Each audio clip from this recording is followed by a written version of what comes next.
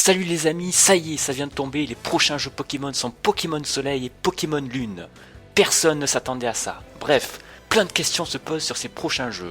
Est-ce une nouvelle génération, une suite directe à X et Y? Que va-t-il se passer et dans quelle région nous allons nous retrouver? Avant de lancer cette théorie, je vous conseille vraiment d'aller voir la toute dernière théorie de Pokémon Trash concernant Pokémon Soleil et Pokémon Lune. La théorie dont je vais vous parler aujourd'hui sera différente et nous allons en apprendre un peu plus sur les prochaines versions. C'est parti!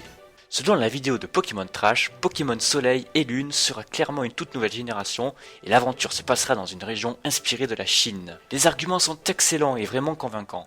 Je vous propose aujourd'hui de voir cette théorie sous un angle différent. J'ai la preuve que les prochains jeux ne seront pas forcément inspirés de la Chine, mais plutôt d'Hawaï. Et oui, mais pourquoi Hawaï et pas la Chine alors?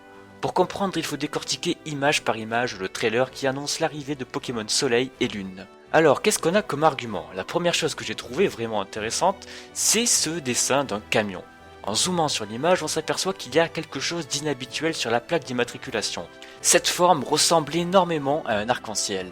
Et c'est là que ça devient incroyable. Les plaques d'immatriculation des véhicules hawaïens, dans le monde réel, possèdent effectivement des arcs-en-ciel. Mais ce n'est pas tout. En tapant sur Google Hawaii Firefighter Truck, c'est-à-dire camion de pompiers hawaïen, on y retrouve des photos de camions étrangement similaires au dessin dévoilé dans le trailer. La seule différence, c'est qu'il y a un tortank à l'arrière du véhicule. Ce tortank est forcément là pour éteindre des incendies. Ces arguments sont fabuleux et il y en a encore. Vous vous souvenez de cet étrange objet là, le bibelot bizarre? Cet objet nous est donné dans X et Y et il ressemble à un tiki. D'ailleurs, le personnage qui donne cet objet nous dit que ce bibelot ne vient pas des régions des précédents jeux. Cet objet vient forcément de la prochaine région qui est inspirée d'Hawaï. Et devinez dans quel endroit nous pouvons trouver des objets similaires à un tiki dans notre monde. À Hawaï et dans d'autres endroits bien sûr. Continuons, dans le trailer nous pouvons apercevoir un tout nouveau Pokémon. Et non, ce n'est pas un passe rouge, c'est un tout nouveau Pokémon. Et tenez-vous bien, ce Pokémon est inspiré du Parroir huppé, et cet oiseau vit à pas mal d'endroits, notamment à Hawaï. Regardez, il y a de nombreuses similitudes entre le Parroir huppé et ce tout nouveau Pokémon. La couleur est la même, ils possèdent tous deux crêtes et ont des pattes identiques. Il est aussi très important de dire que Game Freak avait déclaré que le mot fleur était un indice pour les prochains jeux Pokémon.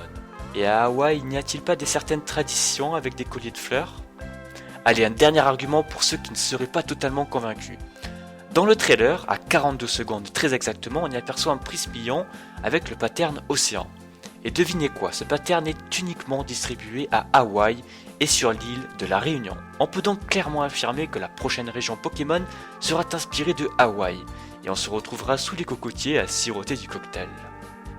Voilà pour cette vidéo les amis, si elle vous a plu n'hésitez pas à la partager et à me rejoindre sur ma chaîne YouTube. Je sais pas vous, mais moi je suis vraiment impatient d'avoir plus d'informations concernant ces tout nouveaux jeux Pokémon. En tout cas les amis, merci d'avoir regardé cette vidéo. N'oubliez pas d'aller checker la vidéo de Pokémon Trash, elle est super intéressante. Et moi je vous dis à bientôt pour de nouvelles théories Pokémon. Ciao!